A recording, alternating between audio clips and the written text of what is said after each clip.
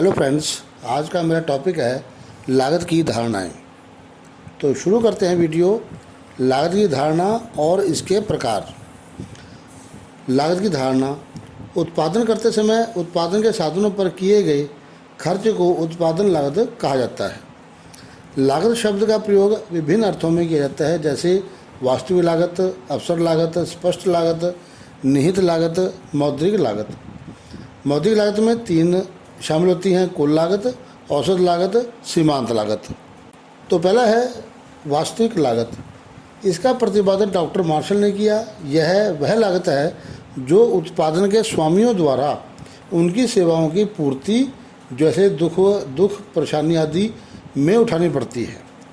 Doctor martial ने इसकी परिभाषा दी। वो क्या कहता है? किसी वस्तु के उत्पादन में प्रत्यक्ष रूप में लगे हुए विभिन्न प्रकार के श्रम तथा इसे तैयार करने में लगी पूंजी के लिए बचत करने के लिए आवश्यक उपभोग, स्थगन अथवा प्रतीक्षालाओं में निहित सभी प्रयत्न तथा त्याग मिलकर उस वस्तु की वास्तविक उत्पादन लागत कहलाती है। तो उपरोक्त परिभाषा स्पष्ट कर रही है कि वास्तविक लागत किसी वस्तु के उत्पादन के लिए उठाए गए कष्ट, त्याग और प्रयत्नों के रूप में होती है। इसे मापना संभव नहीं होता क्योंकि ये भावगत होती है। दूसरी आती है अवसर लागत। यह आधुनिक धारणा है। इस धारणा के अनुसार अर्थव्यवस्था में आर्थिक साधनों की पूर्ति सीमित है और उनकी मांग असीमित है। अतः जब एक वस्तु के उत्पादन में साधनों का प्रयोग किया जाता है तो अन्य वस्तुओं की उन मात्राओं का त्याग करना पड़ता है जिनके उत्पादन में ये साधन सहायक होते हैं।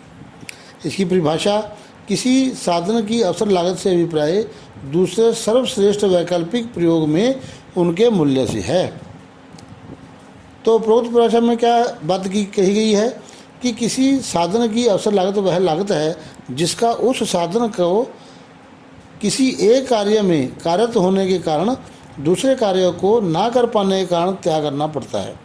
इसे एक उदाहरण से स्पष्ट किया जा सकता है। मान लो एक किसान एक खेत में गेहूँ और चना पैदा करता है। यदि वह अपने खेत में केवल गेहूँ पैदा करता तो वह उसे चने की फसल का त्याग करना पड़ेगा।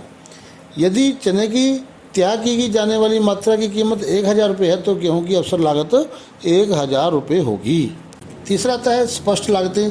ये वे लागतें हैं जो एक फर्म द्वारा किए जाने वाले वे सब खर्चे जिनका भुगतान दूसरों को किया जाता है। परिभाषा लेफ्ट के अनुसार स्पष्ट लागतें वे नकद भुगतान हैं जो फर्मों द्वारा बाहरी व्यक्तियों को उनकी सेवाओं और वस्तुओं के लिए किए जाते हैं। तो ये परिभाषा स्पष्ट कर रही है कि फर्म द्वारा दी जाने वाली मजदूरी, कच्चे माल या अर्धनिर्मित माल के भुगतान, ऋण पर दिया जाने वाला ब्याज और घिसावट पर किया जाने वाला खर्च, ये सभी स्पष्ट लागतें हैं। चौथी लागत आती है निहित लागत।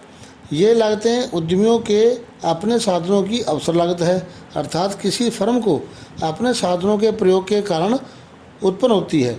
एक उद्यमी की अपनी पूंजी पर ब्याज, अपनी भूमि पर लगान, अपने श्रम की मजदूरी और उद्यमियों को अपने कार्य के लिए मिलने वाला सामान्य लाभ सभी निहित लागतों में शामिल किए जाते हैं।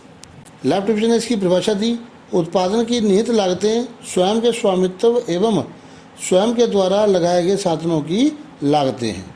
तो उपरोक्त परिभाषा स्पष्ट कर दिया है कि ये लागतें वे लागतें हैं जो किसी फर्म को अपने साधनों के प्रयोग कारण उत्पन्न होती हैं। पांचवा आता है मौद्रिक लागत।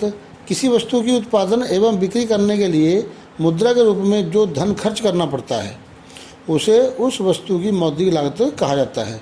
मौद्रिक लागत में कच्चे माल की कीमत, ब्याज, लगान, मजदूरी, बिजली खर्च, घिसावट, विज्ञापन पर खर्च, बीमा, पैकिंग, ट्रांसपोर्ट पर किया जाने वाला खर्च और सामान्य लाभ आदि शामिल किए जाते हैं। परिभाषा जे.एल. हंसन ने इसकी परिभाषा दी को क्या कहता है कि किसी वस्तु की एक निश्चित मात्रा का उत्पादन करने के लिए उत्पादन के साधनों को जो समस्त मौद्रिक भुगतान करना पड़ता है, जो मौद्रिक भुगतान करना पड़ता है उसे मौद्रिक उत्पादन लागत कहते हैं। उपरोक्त परिभाषा स्पष्ट कर दिया है कि यह वह खर्च है जो एक निश्चित मात्रा में उत्पादन करने के लिए साधनों को खरीदने या किराए पर लेने के लिए किया जाता है। धन्यवाद।